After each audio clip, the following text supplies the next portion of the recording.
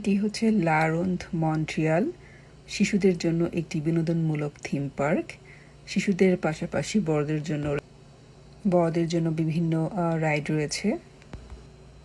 আমার কাছে পার্কের সবচেয়ে আকর্ষণীয় সাইটটি মনে হয়েছে ডাইনোসর পার্ক।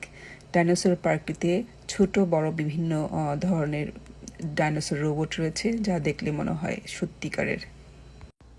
এটি কুইবেকের সবচেয়ে বড় থিম পার্ক।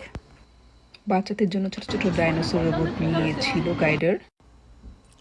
আমার আর আমার পরিবারের 6 পাস আছে, যেটি দিয়ে এই পার্কে 5 মাসের জন্য আনলিমিটেড ভিজিট করা যায়, যেটি জন্য পে করতে হয়। ছুটির দিনে বাচ্চা নিয়ে সময় কাটানোর জন্য একটি সুন্দর